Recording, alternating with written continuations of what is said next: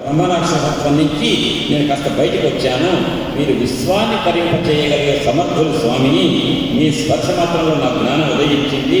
కాబట్టి నాకు ఏదన్నా ఒక మార్గం చెప్పండి బాగుపడటానికి అంటే అప్పుడు ఆ బ్రాహ్మడు అన్నట్టు వామదేవుడు, ఏం లేదయ్యా, నీకు ఈ పూర్వజన్మ స్మృతి రావడానికి కారణం నన్ను ముట్టుకోగానే నా ఒంటి మీద చూసావు భస్మం, దాని ప్రభావం అని చెప్పాట.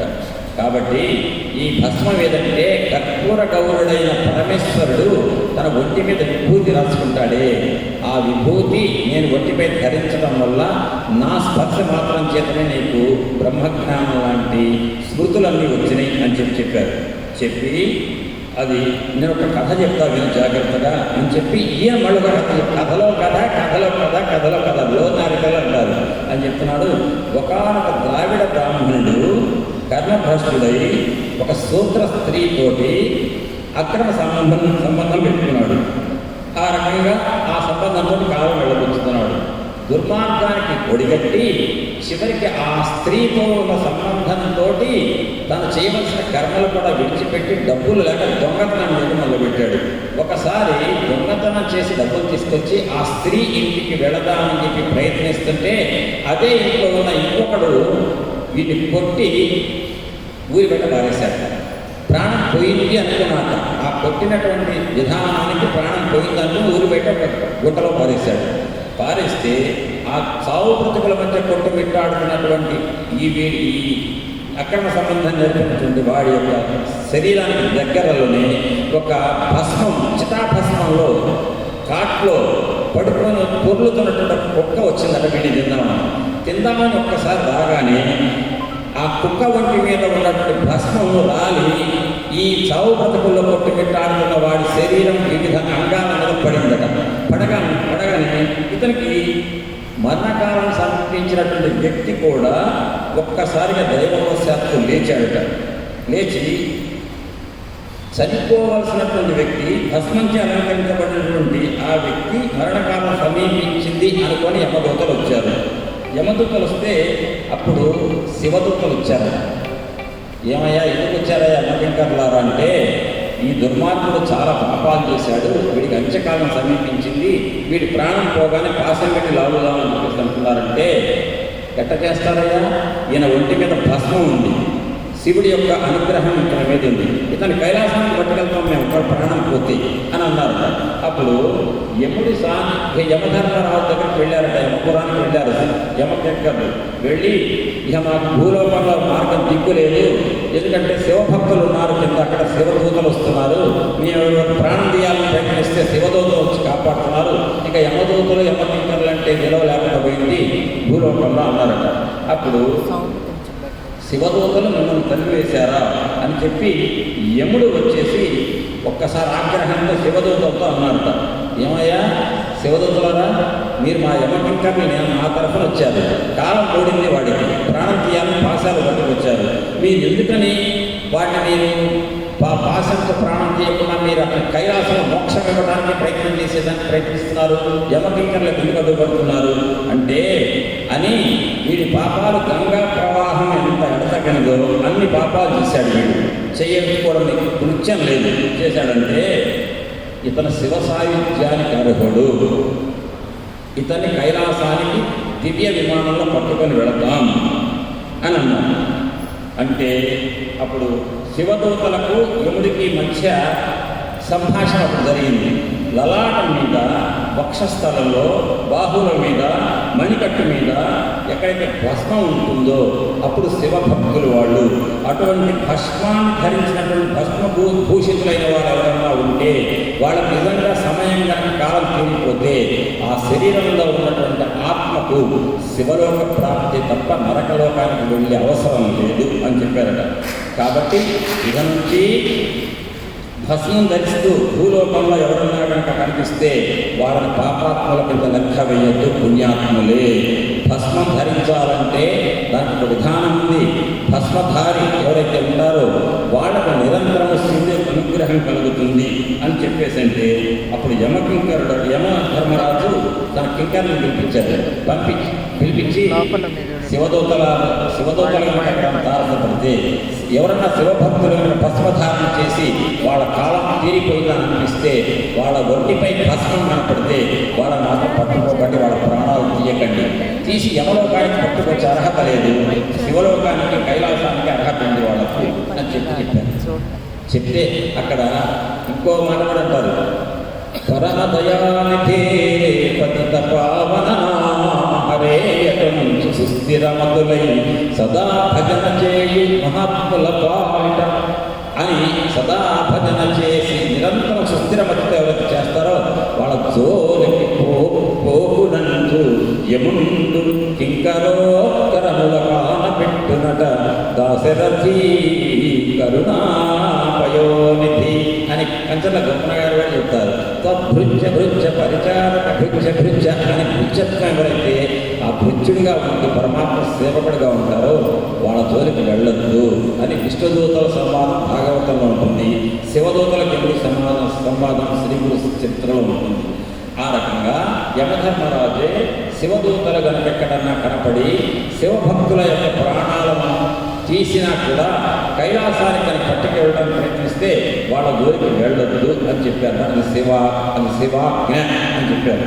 అప్పుడు వామదేవుడట బ్రహ్మరాక్షసుడు అన్నాడు, విభూతి మహిమంతా చెప్పా కదా నీకు, ఈ జరిగిన కథంతా చెప్పగా బ్రహ్మరాక్షసుడు వామదేవుడు సంబంధించి చెప్పా కదా, విన్నావు కదా, కాబట్టి విభూతి యొక్క వైభవం తెలుసుకో, ఈ నుంచి విభూతి ధరించు అని చెప్తే ఆ విభూతిని ఏ విధంగా దర్శించాలి, నీ పాద దర్శనం అనేక జన్మల స్ఫురణ కలగజేసిందిగా స్వామి, ఇది ఎప్పుడో చేసిన పుణ్యం వల్ల వచ్చింది, అయితే నాకు ఒక చిన్న అనుమానం వస్తుంది, పాత 25వ జన్మ గుర్తొచ్చినప్పుడు నాకు ఒక చిన్న విషయం గుర్తొచ్చింది. 25 జన్మల క్రితం ఉన్న రాజు జన్మలో స్త్రీలను అపహరించాను, స్త్రీలను అనుభవించా, చెయ్యకూడని దుష్కృత్యాలను చేశా, కానీ ఒక్క మంచి పని చేశా ఆ జన్మలో. ఏంటా మంచి పని అంటే, ఎండాకాలంలో ఎండిపోయిన బావులు ఏమంటే కొత్త బావులు తవ్వించి జనాల యొక్క దాహాన్ని తీర్చాను. ఆ ఒక్కటే నేను చేసిన మంచి పని. ఆ ఒక్క మంచి పని వల్ల ఈ వామదేవ నీ యొక్క దర్శనం కలిగిందయా. అదే కనుక ఆ కాస్త మంచి పని కూడా చేయకపోతే ఇక నాకు కోట్ల జన్మలైన ఈ విభూతి ధారణ చేసిన నీ వంటి మహానుభావుడు దొరికేవాడు కాదు, నాకు ఈ విముక్తి కలిగేది కాదన్నాడు. అంటే ఒక చిన్న మంచి పని చేస్తే 25 జన్మల క్రితం రాజుగా అన్ని అకృత్యాలు చేసి కూడా మానవులకు సహాయకారిగా ఉండే బావులను తగ్గించడం అనే ఒకే ఒక మంచి పని వల్ల నీ యొక్క దర్శనం కలిగింది అన్నాడు. అప్పుడు అన్నాడు, మీ యొక్క పాద దర్శనం అయినంత మాత్రం నాకు ఈ జ్ఞానం వచ్చిన స్మృతి, దీనికి కారణమైన భస్మం అన్నారు కదా, ఆ భస్మాన్ని ఏ విధంగా ధరించాలి అని అడిగితే అప్పుడు ఒక పెద్ద కథ చెప్పాడు. ఒకసారి మందర పర్వతం మీద శివుడు పార్వతి కూర్చుంటే క్రియార్థం వస్తే 33 కోట్ల మంది దేవతలు, అనేక మంది మహాకారుడు, మహావీరుడు, భూతపతే నందీశ్వరుడు ఎంతోమంది వచ్చారు. వస్తే అప్పుడు సాక్షాత్ భక్తవత్సరుడైనటువంటి ఆ పరమేశ్వరుడు కర్పూర గౌడు సింహాసనం స్మర్తన ఖచ్చిత సింహాసనంలో కూర్చుండి సర్పములతో చుట్టబడినటువంటి ఆ దివ్యమైనటువంటి రూపంలో ఆయన ప్రకాశిస్తూ 5 ముఖాలతో ఉన్నటువంటి ఆ పరమేశ్వరుడు యొక్క వైభవాన్ని వర్ణించడం అనేది సాధ్యం కాదు ఎవరి వల్ల అని చెప్తూ, పరమేశ్వరుడు పశ్చిమ ముఖం ఏంటి, 5 సద్యోజాత వామదేవ అనే ముఖాలు ఉన్నాయి. ఆ ముఖాలను చెప్తూ ఏది ఏ దిక్కులో ఉంటుందో అంతా చెప్పారు. అది పెద్ద దానికి అంతా దాని వైభవం అంతా కూడా వర్ణన అంతా కూడా అఘోర ముఖం వాటిని అంతగా గొప్ప మనం చదువుకుంటే తెలిసేది.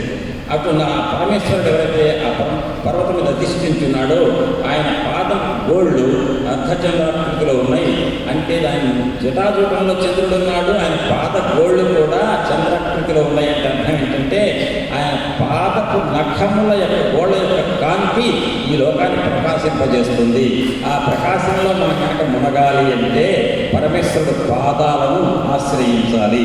అది చంద్రాకృతిలో ఉన్నాయని చెప్పటం అంటే దాంట్లో అంతరార్థం ఏంటంటే పరమేశ్వరుడు యొక్క పాదాలు పాదపు గోళ్ళు చంద్రాకృతిలో ఉన్నాయంటే ఆయన ఆశ్రయిస్తే మనందరి యొక్క మనసులను ప్రభావం చేసే చంద్రుడు అనే గ్రహం మనకు అనుకూలిస్తాడు. అదనమాట పరమేశ్వరుడు యొక్క పాదమైన అని చెప్పి ఆయన గురించి మొత్తం చెప్తూ ఆ ఉమాహ సహితుడైనటువంటి శివుడు మూర్తిమంతంగా చిదాత్మరూపై ఉండి పార్వతీ సహితుడైనటువంటి ఆ మహానుభావుని సనత్కుమారుడు అని చెప్పాగా నిన్న. బ్రహ్మదేవుని యొక్క మానస పుత్రులలో ఒకడు సనకుడు, సనందనుడు, సనత్కుమారుడు, సమస్తజాతుల వారు. అందులో సనత్కుమారుడు అడిగాక, ఓ విశ్వ సృష్టికర్త పరమేశ్వర, నువ్వు ఈ త్రిలోకములకు కూడా ధర్మార్థ కామమోక్షాలు ఇవ్వగలిగే సమర్థుడివి కాబట్టి మా యొక్క కృప చేత కొన్ని ధర్మాలు బోధించమన్నారట. అప్పుడు పరమేశ్వరుడు అన్నమాట, సర్వ పుణ్యకార్యములు బహు ప్రయాసంతో కూడుకున్నవి, అంత తేలిక చేయగలిగేవి కాదు.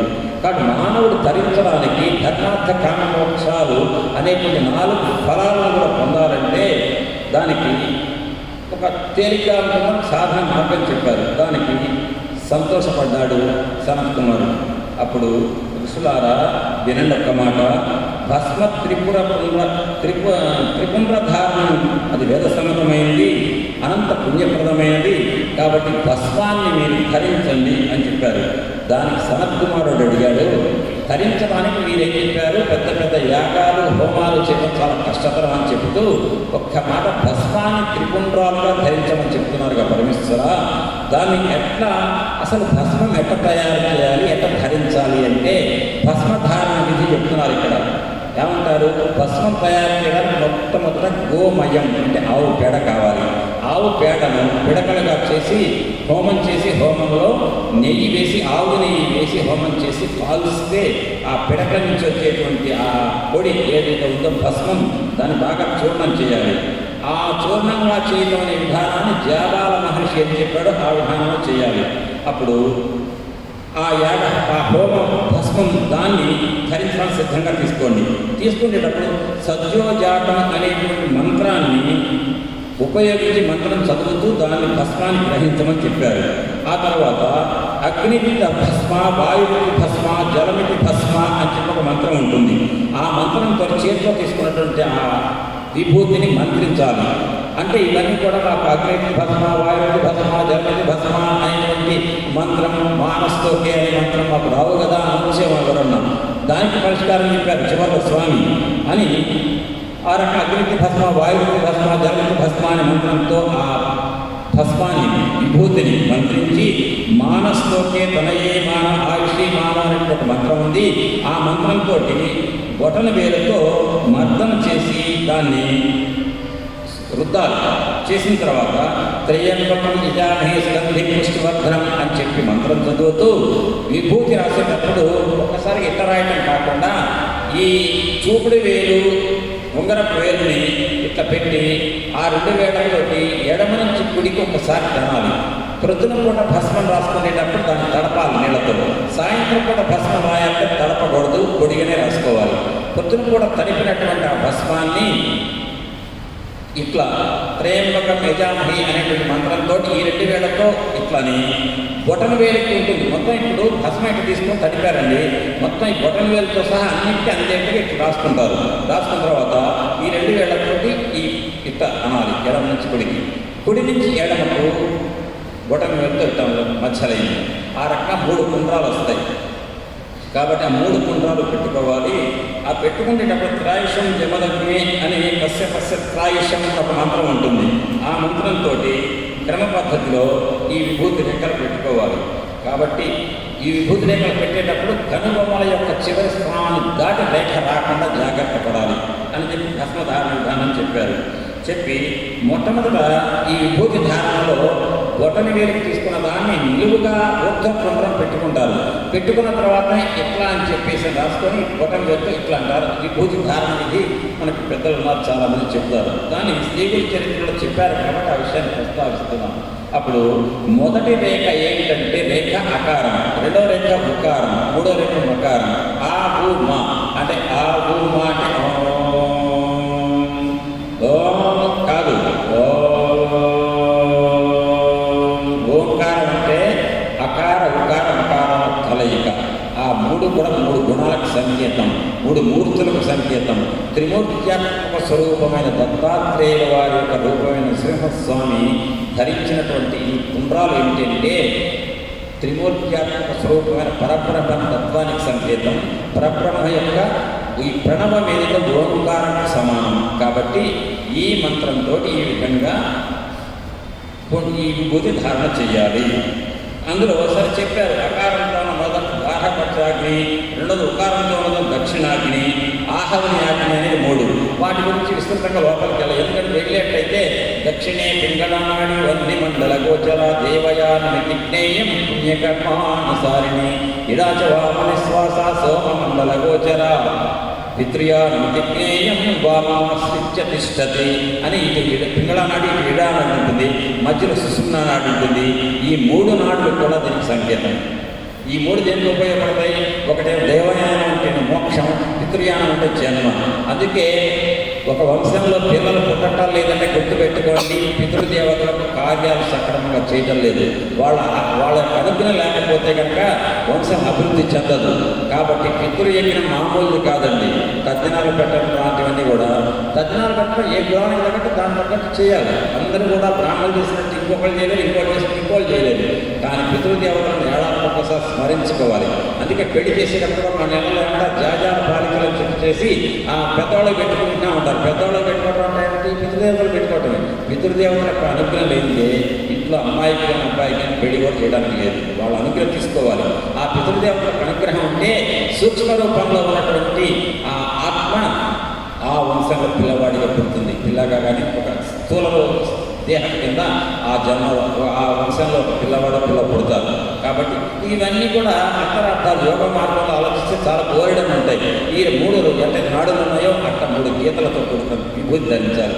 చిత్త చెవులు ఒక మాట చెప్పారు,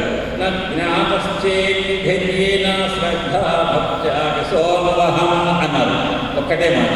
ఇవన్నీ మానస్తోకే త్రయాశం జగ్న అని చెప్పేసి చదవడం రాకపోతే త్రయంబక వ్యామేశ్వరం పుష్టివర్ధనం మంత్రం రాకపోతే ఏమి నష్టం లేదు.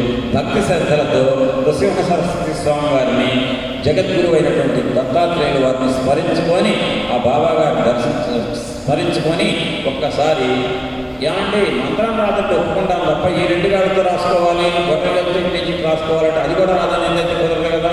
ఆ విధానంలో భస్మం పెట్టుకుంటే భక్తి శ్రద్ధలతో వాళ్ళకి సమర్పణ చేసి వాళ్ళ ఇంట్లో విశ్వాసం నుంచి పెట్టుకుంటే మంత్రంతో పెట్టుకున్న దాంతో సమానమైన ఫలితం వస్తుంది. అనగానే మేము నేర్చుకోవాలన్నా అంటే కుదరదు. ఇక్కడ చేత కాదన్న వాళ్ళకు మాత్రమే, చేతనైన వాళ్ళు నేర్చుకొని ఆ మంత్రంతో చెయ్యాలి, తప్పదు. చేతకాని వాళ్ళకి కేయో గాయన విష్ణు నామ సహస్రకం పఠ్యతే పండితే నిత్యం స్తోత్ర నిత్యాన్యహం ప్రభో అని పార్వతీదేవి అడిగిన ఈశ్వరుని. ఈశ్వరుడు అన్నాడు, శ్రీరామ రామ రామేటి రమే రామే మనోరమే సహస్రనామ తత్తుల్యం రామ నామవరానమే. రామ రామ రామ అని 3 సార్లు సహస్రనామం. కాబట్టి టైం వేస్ట్ ఎందుకు చేయాలి? టీవీ సీరియల్స్ బోల్డ్ అని ఉన్నాయి. రామ రామ 3 సార్లు అందరూ విశ్వసహస్రనామం చదివినట్టే 28 నిమిషాలు. ఇటువంటి 2 సీరియల్స్ వస్తాయి అందులో అనుకున్నారనుకోండి, వాళ్ళకి పుణ్యం ఉండదు. విశ్వసహస్రనామం చదవటం వచ్చినవాడు అది చదవాల్సిందే, రాని వాడికి ఈ మంత్రం.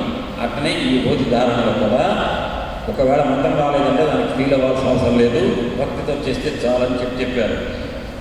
చెప్పి ఈ ఇంకొక మాట చెప్పారు, శివనింద చేసేవాడికి గురునింద చేసేవాడికి నువ్వు తల కింద తపస్సు చేసినా నీకు విభూతి ఎందుకు పనికిరాదు.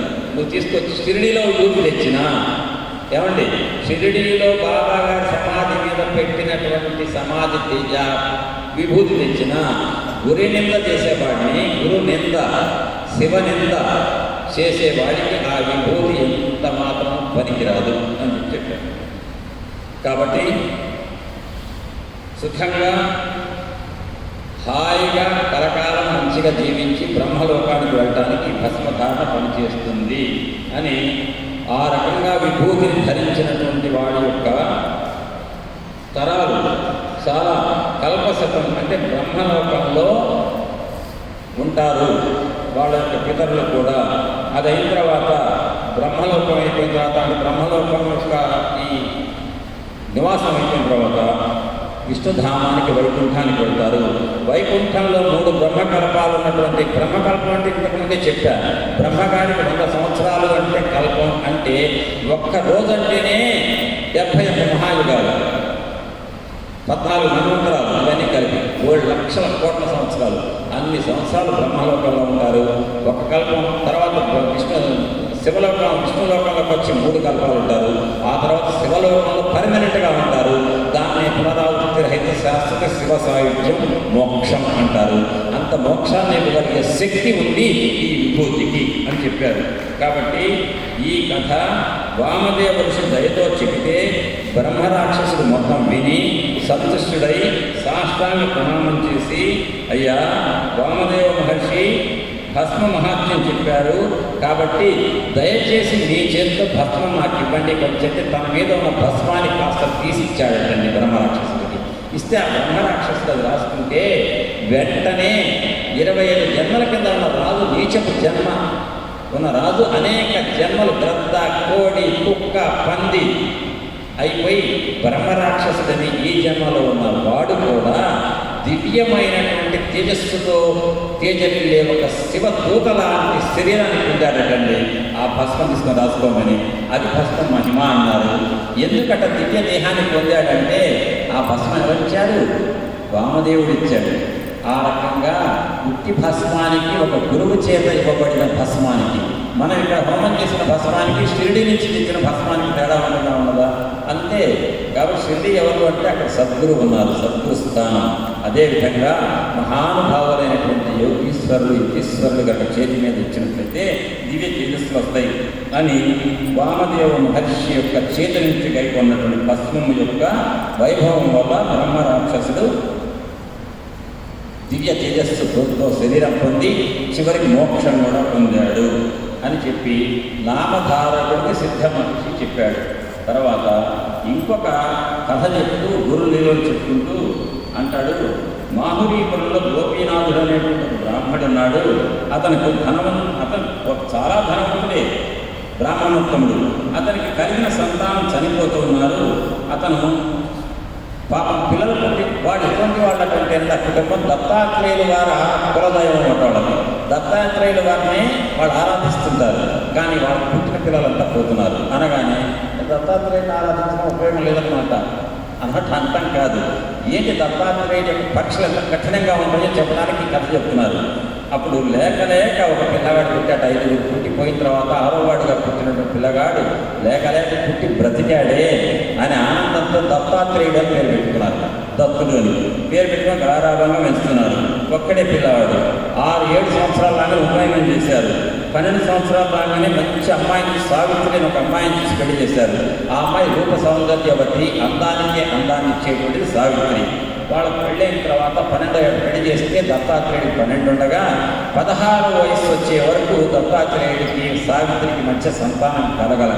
అయితే సంతానం కలగల విషయం పక్కన పెట్టేసి అతను ఒక విచిత్రమైనటువంటి రోగానికి లోనై ఆ రోగం వల్ల ఎన్నో ఔషధాలు తీసుకుంటే సంసారం చేయడానికి కూడా అనుకూలంగా లేని పరిస్థితి ఏర్పడింది.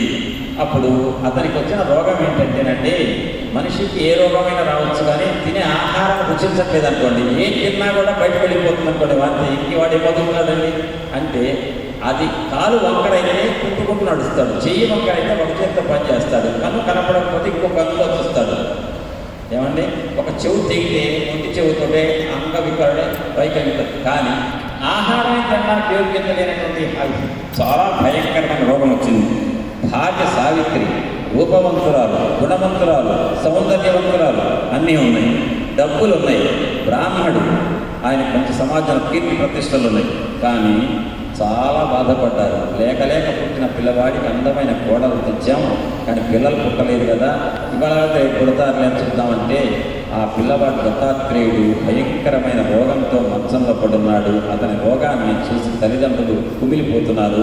భార్య మాత్రం ఆ పిల్లవాడి శరీరం నుంచి వచ్చేటువంటి భయంకరమైన పొండ్ల నుంచి వచ్చే రసి వాసన అది చూసి ఆ మనిషి వద్దకు వెళ్ళొద్దమ్మా, ఆ మంచం దగ్గరికి వెళ్ళటానికి మేమే ధైర్యం చేయడం లేదు అంటే, లేదు నాకు పతియే దైవం అనేటువంటి ఒకే ఒక పాతివృత్య ధర్మాన్ని పాటిస్తూ తాను మామూలు బట్టలు ధనవంతులైనా కూడా భర్తహీనంగా ఒక చిక్కిపోతూ శల్యమైపోతున్నటువంటి రోగంతో మంచంలో ఉంటే, భర్త వంటి మీద మంచి బట్టలు కట్టుకోవడానికి అవకాశం లేనప్పుడు నేను అంత అందంగా ఉండాలని ఆమె మామూలు బట్టలు కట్టుకుంటూ తనకెంతో ధనం ఉన్నప్పటికీ కూడా బంగారు నగలు ధరించకుండా పేద స్త్రీలాగానే భర్తకు సేవ చేయడం కంటే మించిన ధనం లేదు, భర్త సేవే పరమాత్మ సేవ అనుకుని చేస్తుంది.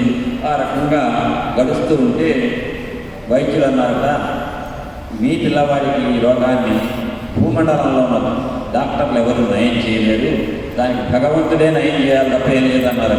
నిజంగా దత్తాత్రేయుడు అనే పేరు పెట్టుకున్నారు. దత్తాత్రేయుడు కులదైవంగా ఉండి పూజించబడుతున్న కుటుంబం.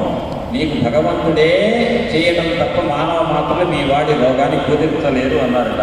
అప్పుడు చాలా సంభాషణ చెప్పారు ఇక్కడ. నాయన, నిన్ను ఆరాధించే దత్తాత్రేయ, నీ కృప వల్ల దీనుడికి ఒక ధనం లభిస్తే ఎంత ఆనందమో, ఈ పిల్లలు లేని మాకు మంచి పిల్లవాడిని ఇచ్చావని ఆనందపడ్డామయ్యా అని చెప్పి దత్తాత్రేయుడు పొగిడారు, కొలిచారు. కానీ ఆ పిల్లవాడిని రక్షించలేకపోతుంటే, నువ్వు కనుక దత్తాత్రేయ మా వాడిని నువ్వు కనుక రక్షించకపోతే, బ్రతికించకపోతే మేము ప్రాణాలు విడిచిపెడతామన్నారు తల్లిదండ్రులు. జరుగుతుంది. ఆ రకంగా కాలం గడుస్తుంటే జన్మాంతరంలో పూర్వజన్మలో అమ్మా మీ దగ్గర ఏదో రుణం తీసుకున్నామా, నేను ఆ రుణం తీర్చుకోవడానికి ఏదో ఈ 16-18 సంవత్సరాలు బ్రతికాను, మీకు మాకు రుణం తీరుకోగానే నేను వెళ్ళిపోతానమ్మా అంటున్నట్టు ఆ పిల్లవాడు. మరీ ఏడుపు వచ్చిందట తల్లిదండ్రులకు. భార్య మాత్రం ఒకటే అంటుందట, అత్తయ్య గారు మామయ్య గారు మీరు భయపడకండి, కంగారు పడకండి, మా వాడికి తగ్గుతుంది రోగం అని చెప్పేసి అంటూ ఉందట. ఆ రకంగా పిల్లవాడు మాత్రం, సావిత్రి నా నుంచి సంసార సుఖం లేదు కాబట్టి నీ జీవితం అంతా కష్టమే, ఏనాటి పాపం చేసావో నాలాంటి భర్త నీకు దొరికాడు, దేనికి నోచుకోలేకపోయావు, తిండి తింటలేదు, నేను రోగంతో చిక్కిపోతేనే తినక చిక్కిపోతున్నావు నువ్వు, కాబట్టి నా మాట విని నీకు ఇక్కడ అంత సౌఖ్యంగా లేకపోతే పుట్టింటికి వెళ్ళు అన్నట్ట. నిన్ను వదిలిపెట్టి నేను ఇంత వెళ్తానాదా, పతి సేవయే పరమాత్మ సేవ, మా పుట్టింటికి నేను వెళ్తాను నేను వదిలిపెట్టి అంటే అంతకంటే ఖాతుగా ఇంకొకటి లేదంటుంది ఆ సావిత్రి.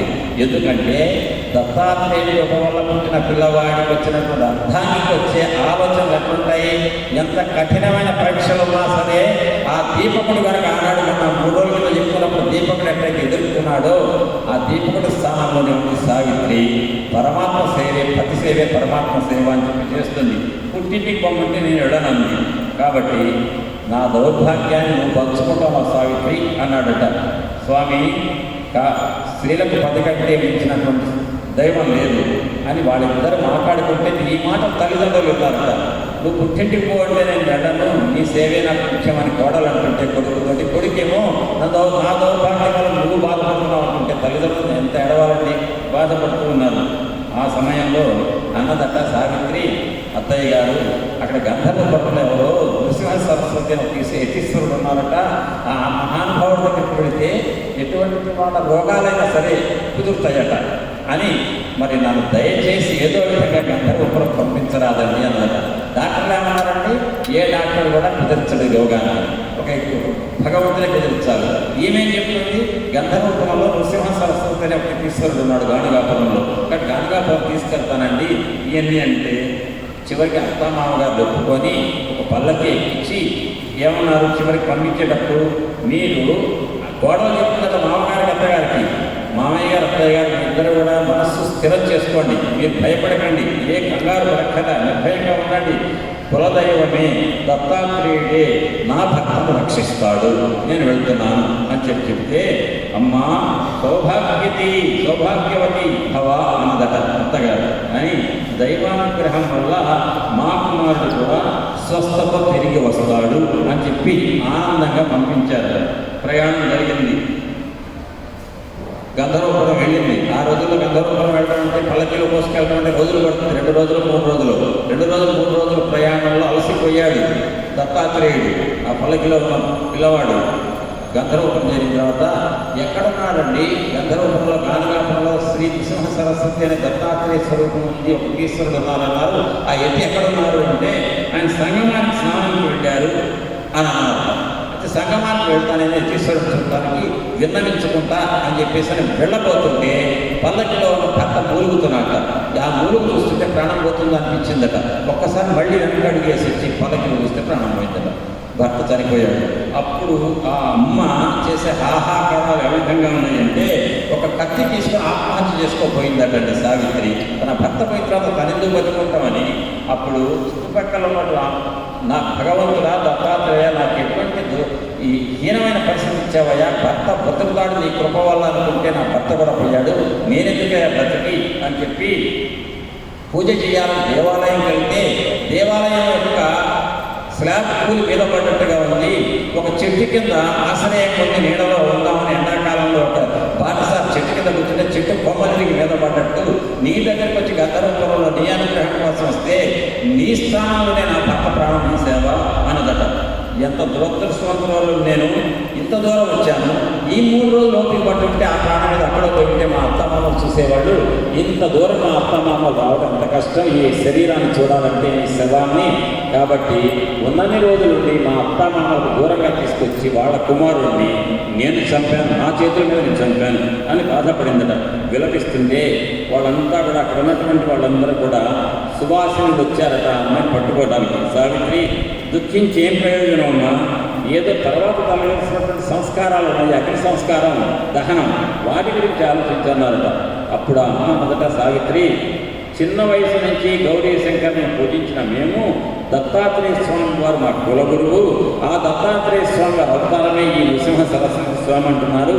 నా వివాహ సమయంలో ఒక సుమంగళీత్వం కోసం నేను గౌరీదేవిని అర్చించా.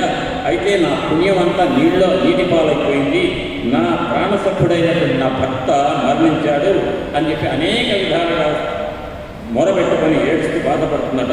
అప్పుడు అదే తల్లిదండ్రులు కనుక దగ్గరలో ఉంటే వాళ్ళకి ఇబ్బంది లేకుండా ప్రాణం పోతే పోయిందని ఆ తమ కుమారుడు యొక్క శవాన్ని చూసి కాస్త సేద తీరేవాళ్ళు కదా. మా అత్తమామ వాళ్ళు వృద్ధులు కాబట్టి వాళ్ళకున్నది ఒక్కడే పిల్లవాడు, నా భర్త ప్రాణాన్ని నేను కాపాడలేకుండా ఉన్న నాకు నిష్కృతి ఏమిటి? కాబట్టి నువ్వు నా భర్తవు కావు స్వామి దత్తాత్రేయ, నాకు ప్రాణసఖుడవే కాదు నా ప్రాణాన్ని నువ్వు అంటున్నారు. అంటున్నదట సావిత్రి, నువ్వు నా భర్తవి కాదు నా ప్రాణం అంటే అర్థం ఏంటంటే ఇక్కడ అంతరార్థం చూడండి, నువ్వు నా భర్తవి మాత్రమే కాదు, నా ప్రాణసఖుడవు మాత్రమే కాదు, నువ్వు నా ప్రాణానివి అంటే అర్థం ఏంటంటే నువ్వు పోయిన తర్వాత నా ప్రాణం కూడా ఎందుకు ఇక్కడ అని నీతో నేను సహగమనం చేస్తాను, నీతో పాటు నేను కూడా చిట్లో దూకుతాను అని చెప్పడం. ఆ రకంగా నా ప్రాణాలను చెప్పి అత్తమామల దగ్గరికి పోయి నా మొహం చూపించి నేను ఏం చెప్పాను, అత్తయ్య నీ కొడుకుని తీసుకెళ్ళా గంధర్వపురం బలవంతంగా తీసుకెళ్ళా, ప్రయాణ పడడం వల్ల అతను కాస్త ప్రాణాన్ని పోగొట్టా అని నేను చెప్పను, ఏమని చెప్పను అని చెప్పేసి అనుకుంటూ అనేక రకాలుగా బోధిస్తుంటే వచ్చి ప్రత్యక్షమయ్యాడండి ఒక మహానుభావుడుగా. ఎట్లా ప్రత్యక్షమయ్యాడు సిద్ధుడు అంటే ఒక సిద్ధుడు ఎట్లా అంటే భస్మలిక్తో జటాధారి యోగి రుద్రాక్షభూషిత త్రిశూలహస్త ఆగత్య తాపస్తత్ర సంస్థిత అంటే భస్మధారణ చేసి జటాధారి అయి రుద్రాక్షమాలను వేసుకుని త్రిశూలం చేతిలో పట్టుకుని యోగీశ్వరుడైనటువంటి ఒక తాపసి ఒక తపస్వి అక్కడికి వచ్చి ఆమె ముందు ప్రత్యక్షమయ్యాడు. ఆమెతో అంటున్నట్ట, ఎందుకమ్మా మూర్ఖురాలా, ప్రాణం క్షణభంగం, నీ భర్త ప్రాణం పోయింది, ఎందుకు ఏడుస్తావు? పోయిన ప్రాణం తేవగలుగుతావా? పోయిన ప్రాణం తేవడం అనేది ఎవరి వల్ల కాదు. పూర్వజన్మ పాప కర్మల ఫలితం, పుణ్య కర్మల ఫలితాన్ని ఈ జన్మలో అనుభవించాలి. నువ్వు ఏ కర్మలు చేశావో దాని ఫలితంగా నీ భర్త పోగొట్టుకున్నావు, నీ కర్మల ఫలితమే అది. నువ్వు ప్రత్యేకంగా బాధపడకుండా జరిగిందని ఒప్పుకో, ఆ ఒప్పుకొని నువ్వు స్థిరపడు అని చెప్పాడండి. చెప్పి ఇతను నా భర్త అంటున్నావు కదా, నీ భర్త ఎక్కడికి వెళ్ళాడు, అసలు ఎప్పుడు వచ్చాడు, నీకు ఎప్పుడైనా భర్త అయ్యాడు, కింద జన్మ నీకుందా, ఉంటే నువ్వు ఈయన నీ భర్త, ఇన్ని తత్వం సంబంధించిన ప్రశ్నలు వేశాడు. వేసి ఒక నదిలో కర్ర దొంగలు ప్రవాహ ప్రవాహాలు కొట్టుకొస్తాయి, ఒక చోట చేరుతాయి, మళ్ళీ ప్రవాహాలకు ముందుకెళ్తాయి, వెళ్ళిపోతాయి. నదీ ప్రవాహంలో కర్ర దొంగలు వచ్చి అతుక్కు అని ప్రయాణం చేసి కాస్త ముందుకు పోగానే ఎట్లా వెళ్ళిపోతాయో మానవులు కూడా జన్మెట్టిన తర్వాత ఆడ మగ కలుస్తారు, విడిపోతారు. సహజం. దేవుని అంత సింపుల్గా చెప్పాడు. చెప్పి జన్మ వికారాలు లేనటువంటి ఆత్మ గురించి ఆలోచించు, నువ్వు వికారాలు శరీరం గురించి ఆలోచించదు. నిన్న మనం గీత ఉపన్యాసం చెప్పుడు ఏ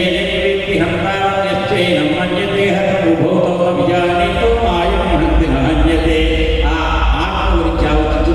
ఆత్మ నువ్వు శరీరమేనమ్మా, ఈ శరీరాన్ని మూడనుకుంటున్నావు, ఆ శరీరంలో ఆత్మ పోయింది, దాని గురించి ఆలోచించదు. ఆత్మ శాశ్వతం, పరమాత్మ ఐక్యం అవుతుందేమో, ఇంకో జన్మ ఎత్తుతుంది.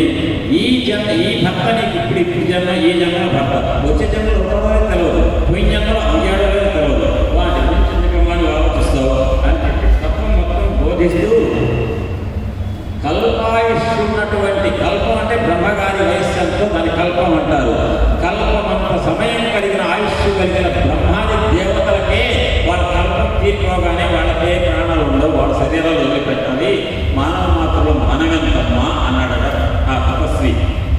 తల్లి గర్భంలో పిండం ఎప్పుడు ఏర్పడుతుందో అప్పుడు మ్యానుఫ్యాక్చర్ డేట్ అప్పుడే నిర్ణయించబడుతుంది, ఎక్స్పైరీ డేట్. మందు సీసా మార్కెట్లోకి రాగానే ఎన్ఎఫ్టి డేట్, ఈఎక్స్పిఐఆర్ డేట్. ఈ మంది ఎప్పుడు వచ్చింది మార్కెట్లోకి? ఆగస్టు 2024. ఎప్పుడు అయిపోతుంది దీని పవర్? 2026 ఆగస్టు అయిపోయింది. ఎక్స్పైరీ డేట్ ఎవరికి ఉంటుందంటే మ్యానుఫ్యాక్చరింగ్ డేట్ ఉన్నవాడు. తల్లి గర్భంలో పిండంగా పెట్టినాడే చావు నిర్ణయమైంది. అటువంటి అనుభూతి నువ్వు ఇక ఇదవల్లో ఎన్ని జన్మలు ఉన్నాయో, నువ్వు ఎంతమందికి భార్యమయ్యావో, ఇక్కడ ఈయన ఇంతకుముందు జన్మలో ఎవరికి, రాబోయే జన్మలో నువ్వెవరికి భార్య కాబోతున్నావో, ఈ వ్యక్తి ఎవరికి భర్త కాబోతున్నాడని ఏం తెలుసమ్మా, వాడి గురించి ఎందుకు మనం బాధపడటం అని చెప్పి చాలా చెప్తే అవన్నీ వినదటండి. ఒక వింత ఏంటంటే ఇవన్నీ వినటం, ఏం మాట్లాడుతున్నావా భర్తపై బాధపడుతుంటే అనలా. స్వామి మీరు చాలా మంచి బోధ చేశారు, తత్వాన్ని చెప్పారు, సంతోషిస్తున్నా. మీరు చెప్పడం ద్వారా నాకు జ్ఞానోదయం అయింది. కానీ నాకు సగం దుఃఖమే వీడిని మీరు చెప్పడం వల్ల.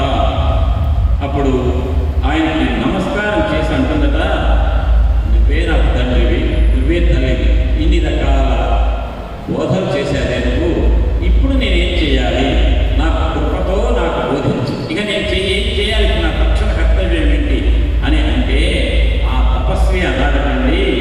ఆ అమ్మ యొక్క ప్రసన్న వదనంతో స్త్రీ ధర్మాలు బోధించాడు. స్త్రీ ఏం చేయాలి? సుమంగళిగా భర్తతో కలిగి మంగళసూత్రాలను ధరించి ఉన్నటువంటి స్త్రీ సుమంగళిగా ఉన్నప్పుడు ఏం చేయాలి, భర్త మరణించిన తర్వాత స్త్రీమూర్తి ఏం చేయాలి అనేవన్నీ చెప్పుకొస్తున్నాడు ఇక్కడ. చెప్పి స్కాంద పురాణంలో ఉన్న కాశీఖండంలో స్త్రీల ధర్మాలన్నీ కూడా చెప్పాడు ఇక్కడ. చెప్పి అగస్త్య మహర్షి కాశీ క్షేత్రంలో ఉన్నాడు అని ఒక మాట్లాడుతూ అక్కడ లోపాముద్ర అగస్త్య మహర్షి భార్య ఒక ప్రమాదం జరిగింది ప్రపంచానికి, మన భారతదేశానికి.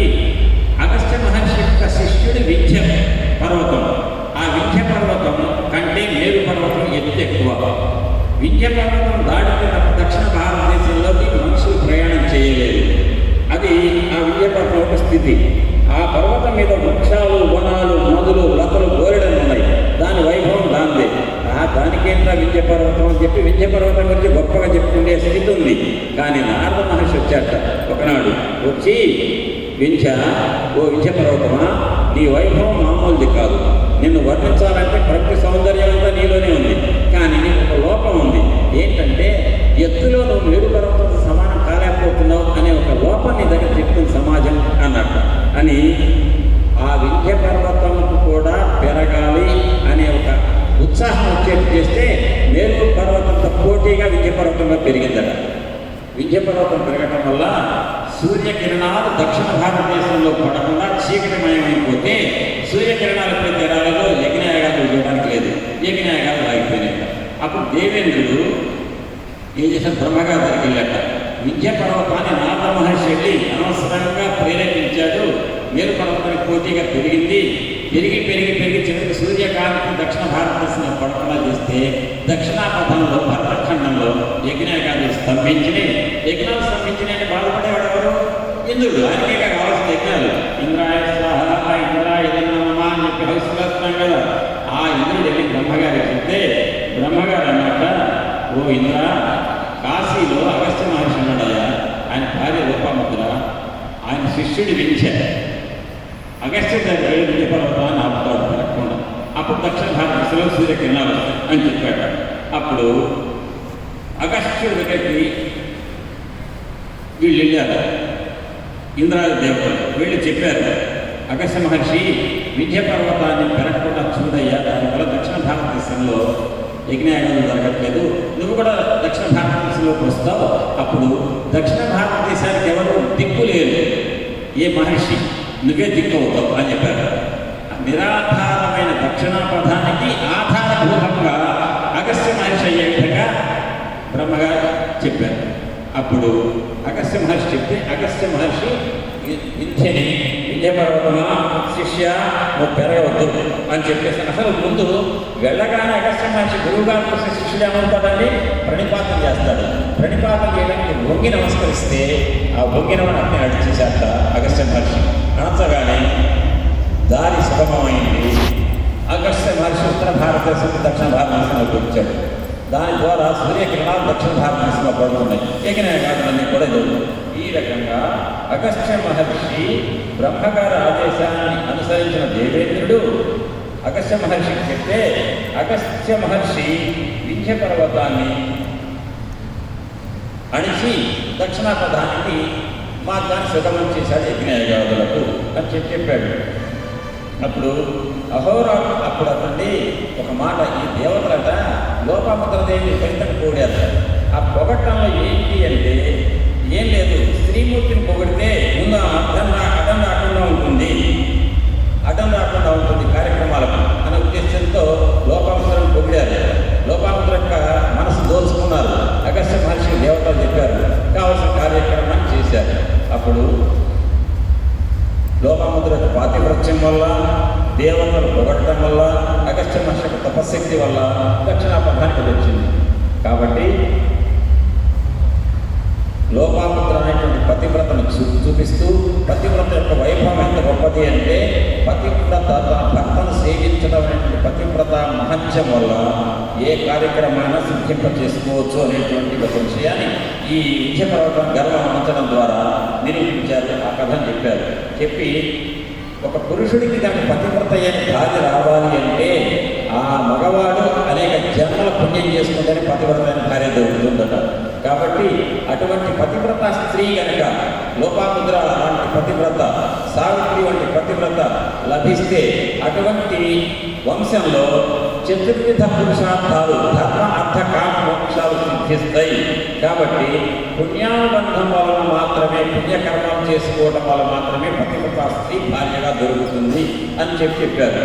చెప్పిన తర్వాత వైధవ్యం పొందినటువంటి, ఇక్కడ చెప్తూ ఒక మాట అన్నారు, వైధవ్యం పొందినటువంటి అంటే పతివ్రతగా ఉన్నవాడు ఏం చేయాలో చెప్పారు. అగస్త్య మహర్షిని లోపాముద్రను ఉదాహరణ తీసుకొని భర్త అంటే ఇప్పుడు సావిత్రికి భర్త చనిపోయేవాడు, అక్కడ శవం ఉంది, అక్కడ నువ్వు ఇప్పుడు ఎవరు వైధవ్యం పొందావు, ఏం చేయాలి, దానికి ఒకటే చెప్పాడు.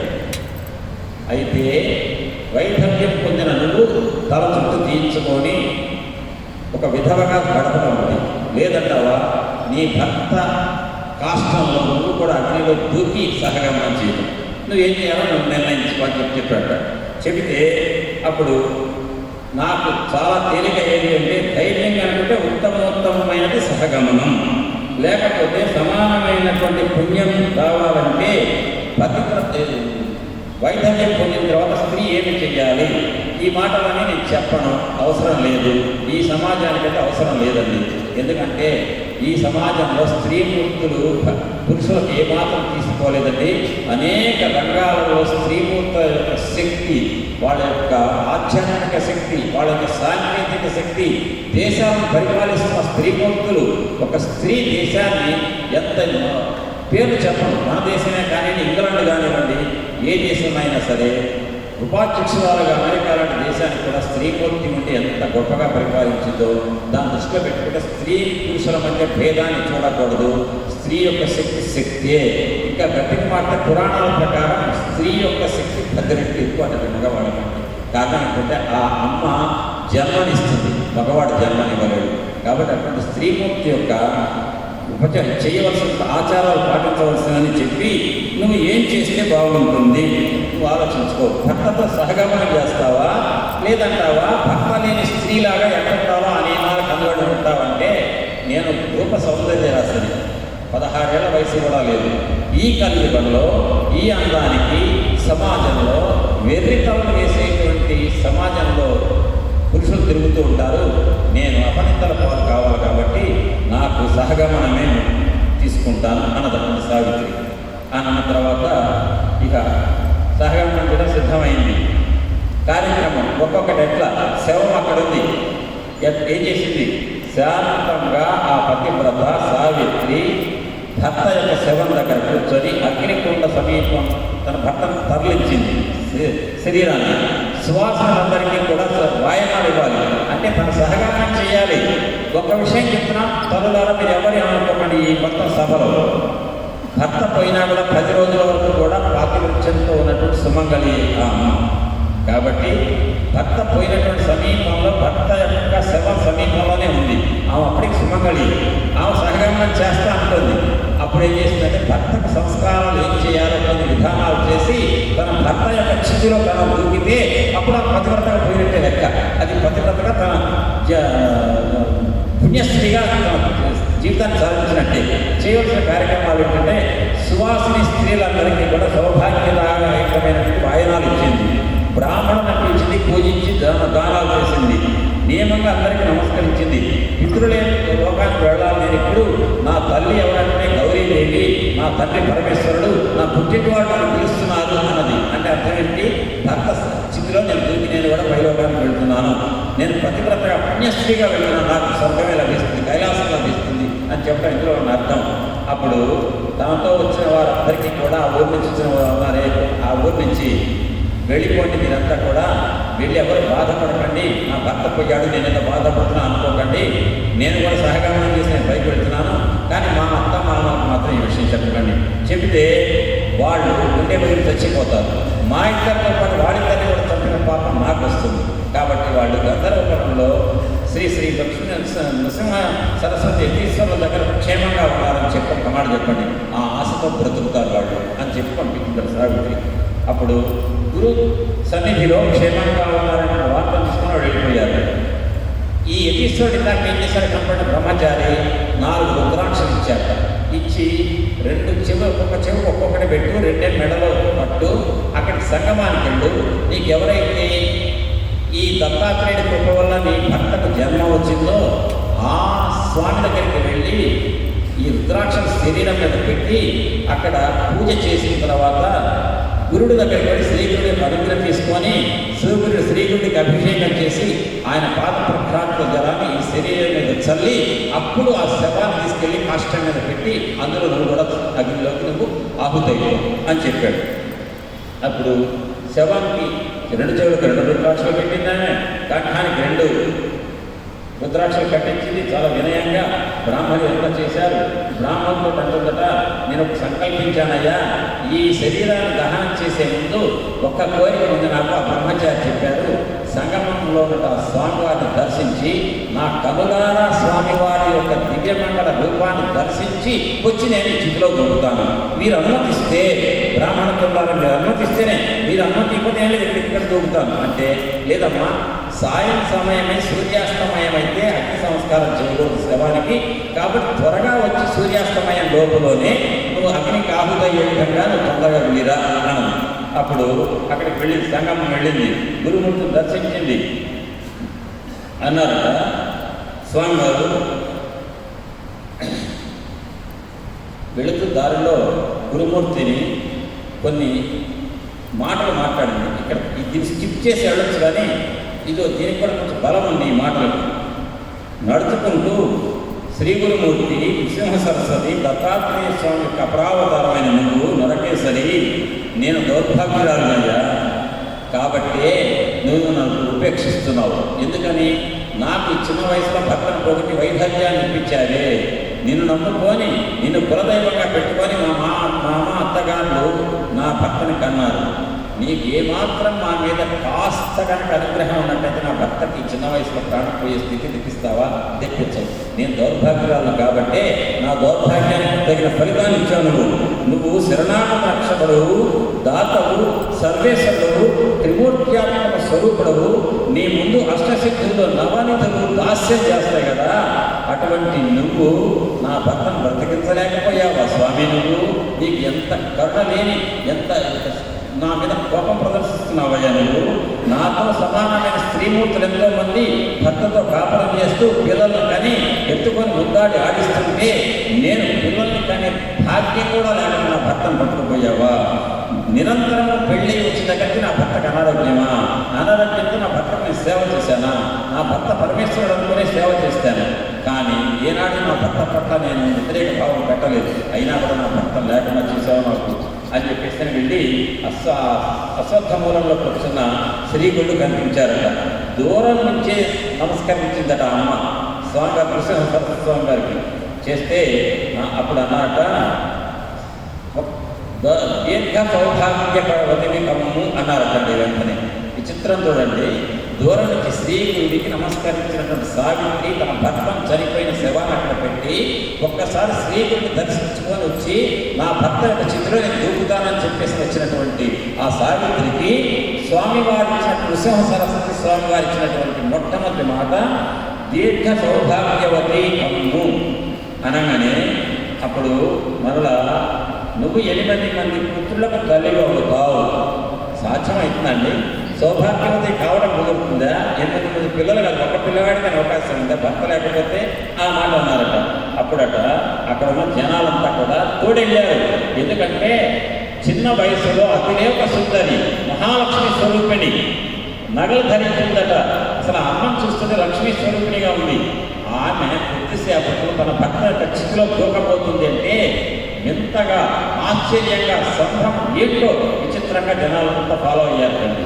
నృసింహ సరస్వతి స్వామి వారి మాటలనే స్వామి ఆ భర్త మరణించాడండి. అక్కడ శవం అక్కడ ఉంది. ఆమె ఏమంది? శ్మశానంలో నేను నా భర్త చిత్తులో దూకుతా, కాకపోతే శ్రీ నృసింహ సరస్వతి ఎత్తింపులను చూసి దండం పెట్టి వస్తా, ఆయన ఒకసారి పళ్ళారా చూసుకొని వచ్చి నేను ప్రాణాన్ని వదిలిపెడతా అని వచ్చింది. మీరేమో సౌభాగ్యవతి భవ అంటున్నారు. సూర్యాస్తమయంలో సహగమనం చేయడం సిద్ధంగా ఉందంటే అప్పుడు అన్నారట, స్థిర సౌభాగ్యం ఏమో ముందుగా రాసి ఉంటే ఏమో భర్త ఎట్లా భాగ్యస్తున్నాడు అన్నారట స్వామివారు. వీళ్ళకి పిచ్చెక్కిందట. ఏంటి భర్త దానిపై శవం అక్కడ ఉంది, ఏమేమో స్థిర సౌభాగ్యమే వదిలి రాసిందట అని ప్రజలారా తొందరగా నాకు ఆ శవాన్ని తీసుకొచ్చి నా ముందు పెట్టండి అన్నట నృసింహ సరస్వతి స్వామి వారు. అప్పుడు ప్రాణం ఎట్లా పోయినాయో నేను చూస్తాను. నాకు నా మాట అబద్ధం కాదు, నిజం. నాకు తెలుసు ఏమి స్థిర సౌభాగ్యం ఉన్నది అని అనటంలో ఎటువంటి సందేహం లేదు. కాబట్టి కర్పూర గౌరుడైన శంకరుడు ఈ వాక్య నిర్ధారణ చేయగలుగుతాడు, చేశాడు. మీరు పొరపాటున ఆ శరీరాన్ని ప్రేత సంస్కారం చేయకండి, అగ్నికి ఆహుతి చేయకండి, నేను చెప్పాను తెచ్చిపెట్టండి ఇక్కడ అన్నమాట స్వామివారు. అనగానే ఇంతలో 4 బ్రాహ్మణులు వచ్చారట. నృసింహ సరస్వతి స్వామివారు కూర్చోబెట్టి ఆయన పాదాలకు అభిషేకం చేశారు. కొబ్బరి నీళ్ళతో అభిషేకం చేశారు. రుద్రసూక్తం పారాయణం చేశారు. అభిషేకం కావచ్చే సమయంలో ఆ ఉపచారం పూర్తయ్యే సమయంలో శవం తీసుకొచ్చి అక్కడ పెట్టారు. పెడితే బ్రాహ్మణులంతా శవాన్ని మోసుకొచ్చి అక్కడ పెట్టగానే శ్రీ నృసింహ సరస్వతి స్వామి వారు ఆ శవం మీద కప్పినటువంటి వస్త్రం తీసేశారట. తీసేసి శవం మీద ఆ పాదాన్ని అభిషేకించిన జలాన్ని కొంత వేసి కొంత విభూతిని వేశారట. ఒక్కసారిగా తన యొక్క కరుణార్థ దృక్కులు ప్రసరింపచేశారట శవం మీద. అప్పుడు వెంటనే అమృత దృష్టి నృసింహ సరస్వతి స్వామి వారిని సోకగానే సావిత్రి భర్త అయిన దత్తాత్రేయుడి యొక్క శవంలో ప్రాణశక్తి లేచిందట. అంటే ఇంతసేపు కూడా శ్రీగురుడా నీ కృప వల్ల నా భర్త బ్రతుకుతాడు అనే నమ్మకంతో వచ్చింది. ఇంటి దగ్గర అత్తగారి సౌభాగ్యవతి అవుతావా అని చెప్పారు. భక్తితోటి ఆరాధించారు. దత్తాత్రేయుడి కృప వల్లనే తన భర్త తన మామ జన్మించాడు. ఆ నమ్మకం ఎక్కడికి పోలేదు, నమ్మకం ఉంది. నువ్వు సహగమనం చేయమంటే నేను చేస్తానని, నేను సిద్ధమవుతున్నాను. కానీ నా దౌర్భాగ్యం ఉంది కాబట్టి నాకు ఇంత జరిగింది అనేది తప్ప, స్వామి నా దౌర్భాగ్యం నువ్వేం చేస్తావులే అనేది తప్ప నిందించలే. అప్పుడు ఆ మీద కరుణ జాలి కలిగి ఆ స్వామివారు అర్థం చేశారు. అప్పుడు అన్నాడట, లేచి ఒక్కసారిగా ఆ శవం ఒట్టి మీద బట్టలు ఉండవు కదా, సిగ్గుపడి భార్యను సరిగా చేస్తే వస్త్రం ఇస్తే కట్టుకొని, ఏంటి నాకు ఇంత నిద్ర పట్టింది ఏంటి, ఈ యతీశ్వరుడు ఎవరు, వీళ్ళంతా ఎవరు, ఎందుకు వచ్చాం, అసలు ఏంటి ఇంతా అన్నట్ట. ఆశ్చర్యపోతే అప్పుడు ఆనందం తట్టుకోలేనటువంటి ఆ దంపతులిద్దరు కూడా నృసింహ సరస్వతి స్వామి పాదాల మీద పడ్డారు. పాదాల మీద ఇద్దరు తలలు ఉంచి శ్రీ గురువులు నృసింహ సరస్వతి స్వామి వారిని తమ కంటి వెంట వచ్చే అశ్రువులుంటాయే వాటితో అభిషేకం చేశారట. అంతకంటే గొప్ప అభిషేకం ఏముందండి అంటే, పొంగిపోయి హృదయంలో నుంచి గురువు యొక్క వైభవాన్ని చనిపోయిన భర్త తిరిగి బ్రతికొస్తే వచ్చే ఆనందం మిగతా ఆనందాలు ఏమైనా ఉంటాయండి, అంత గొప్ప ఆనందం, ఇంతకంటే గొప్ప ఆనందం. ఆ ఆనందంతో వచ్చిన ఆనంద అశ్రువులతోటి ఆ శ్రీ గురువుల యొక్క పాదాలు అభిషేకం చేశారు. చేసి, జగద్గురు నువ్వు సాక్షాత్తు బ్రహ్మ విష్ణు మహేశ్వరుడు అయ్యా, విశ్వమూర్తివి, పరాత్పరుడివి, సత్యానంద రూపుడివి, మమ్మల్ని కాపాడేటువంటి సమర్థ గురువు నువ్వు, జగద్భర్త, విశ్వను సృష్టించి కాపాడి లయం చేసే మహానుభావుడివి. ఇప్పుడు నువ్వు నా భర్తను పోషించి బ్రతికించడం ద్వారా లయం నుంచి కూడా వెనక్కి తెప్పించి పునఃసృష్టి చేయగలిగే మహానుభావుడు అర్థమైందయ్యా, నా భర్తను బ్రతికించావు అని ఆనందపడిందట. ఆ తర్వాత, స్వామి కృపా సమర్థుడా, భక్తరక్షక, ఓ మాయాకృతుడు, నీకు క్రోధం ఎక్కడ ఉంటుంది, నానాత్మకమైనటువంటి అనంత పురుషులు భాషిస్తారు, నీలో నువ్వు ఒక్కరిలో భాషించేవాడిగా, ఒక సూర్యుడు సమస్త జీవులకు ఒక్కొక్కడై దోచుకోలిక అంటాడు భీష్ముడు. ఒక మాట, ఒక్కడే సూర్యుడట, నాకు సూర్యుడు ఒక రకంగా కనిపిస్తాట, మీకు ఒక రకంగా కనిపిస్తాడు. ఒక సూర్యుడే ఆకాశ మండలంలో ఉండి అందరికీ ఒక్కొక్క సూర్యుడిగా ఎట్లా భాషిస్తారో, సకల జీవులలో కూడా ప్రాణశక్తిగా ఉంటుంది పేరు సరస్వతి అని చెప్పని, శరణాగతుడు ఎవరికి శరణు అని చెప్పిస్తే రక్షించే మహానుభావుడు సర్వసమర్థుడు అని చెప్తూ, జీవుల యందు నీకున్న కృప అపారమైన కృప, పరసౌఖ్యాలను ఇహలోక సౌఖ్యం ఇస్తావు, పరలోక సౌఖ్యం ఇస్తావు. ఈ లోకంలో సౌఖ్యం ఇంతకంటే ఏం కావాలయ్యా, చచ్చిపోయిన నా భర్త బ్రతికించి దానికంటే నువ్వు నాకు సౌఖ్యం లేదు, అది ఇచ్చావు. జీవితం అయిపోయిన తర్వాత 8 మంది పుత్రులతో నేను తల్లినవుతున్నావే, పారలోక సౌఖ్యాన్ని మోక్షం పొందడానికి ఉత్తర క్రియలు చేయడానికి నాకు 8 మంది సంతానం ఉంటారన్నావు. ఇక నాకు అంతకంటే ఇచ్చేది ఏముంది, ఇహలోక సౌఖ్యం పరలోక సౌఖ్యం రెండు ఇస్తావు, ఇవ్వగలిగి సమర్థుడివి. కాబట్టి కారుణ్య సాగర నృసింహ సరస్వతి, నేను ఏదన్నా తెలిసిన తర్వాత అపరాధాలు చేస్తే క్షమించు మమ్మల్ని అని చెప్తూ అన్నారట. శ్రీగురుడు, మీరు శ్రీమంతులై పూర్వాయుష్కులై 8 మంది పుత్రులు కలవారు అవుతారు మీరు. కాబట్టి మీరు పూర్వం చేసినటువంటి దోషాలు తెలిసి కలవక చేస్తుంటే అవన్నీ కూడా నశించిపోయినాయి. దేహాంతంలో మీరు ఈ శరీరాన్ని వదిలిపెట్టిన తర్వాత నీకు ఇంకో జన్మ లేదు, నీకు మోక్షమే అని చెప్పారు నృసింహ సరస్వతి. చనిపోయారనుకున్నటువంటి భర్త బ్రతికి 8 మంది పుత్రుల సంతానం కలిగి మళ్ళీ జన్మ లేని మోక్షం అనేటువంటి జన్మరాహిత్యాన్ని ఇచ్చాడంటే ఆ ఇవ్వగలిగేటువంటి కృపా సిద్ధులు ఎవరండి? కృప అంటే దయా కరుణ, సిద్ధు అంటే సముద్రం, దయకు సముద్రం వంటి వాడైనటువంటి ఆ నృసింహ సరస్వతి జగద్గురు దత్తాత్రేయ స్వరూపం. ఆ రకంగా నా ప్రసాదం వల్ల నీకు ఫల పురుషార్థాలు వస్తాయి, నీకు ముక్తి కర్తారమలం అవుతుంది అని చెప్తే ఆ శ్రీ గురుడికి ప్రణమిల్లి స్తోత్రం చేశారటండి వాళ్ళు. అందులో ఒకడున్నాడు, ఒక ధూర్తుడు, వాడికి అనుమానాలు ఎప్పుడు, నృసింహ సరస్వతి గురువు భగవాన్ నాకు డౌట్ వస్తుంది, చెప్పు, దేహం ఉంటే సందేహం వస్తుంది, వాడికి దేహం ఉంది కాబట్టి దేహం ఉంది కాబట్టి సందేహం తప్పు. అడిగా ఏంటో సందేహం అంటే, వేదశాస్త్ర పురాణాలన్నీ కూడా ఒక సనాతనమైనటువంటి విషయాన్ని చెప్తాయి. బ్రహ్మగారు ఉదికిన రాసిన రాత జరిగి తీరుతుంది అంటారు. బ్రహ్మగారు ఉదికిన ఏం రాశారు వీడికి, ఈ దత్తాత్రేయుడికి 16వ ఏట చనిపోవాలని రాశారు. చనిపోయాడు. ఇదేమన్నా అపమృత్యువా, మహామృత్యువు, ప్రాణం పోయింది. 4 ఏళ్ళు గడిశాడు. హఠాత్తుగా ఏమన్నా పొరపాటు ప్రయాణంలో ప్రమాదం జరిగిందా? కాదు, మహామృత్యువు. 4 14 ఏళ్ళు నవ్విశాడు, ప్రాణం పోయింది. అటువంటి వాడు ఎక్కడ బతుకుతాడయ్యా? అంటే బ్రహ్మగారు విధుడిన రాత నిజమంటావా అబద్ధం అంటావా అనగానే నృసింహ సరస్వతికి ఏం ప్రశ్న పడింది? బ్రహ్మగారి యొక్క నిజాన్ని శీలాన్ని శంకించే స్థితి వచ్చింది ఈ ప్రశ్న వల్ల. అప్పుడు అన్నారట, నవ్వారట, స్వామి ఇతను చనిపోయిన మాట నిజమే, ఇప్పుడు బ్రతికిన మాట నిజమే, ఇతనికి 16 ఏళ్ల వయసు మాత్రమే ఉన్నది అనేది నిజమే.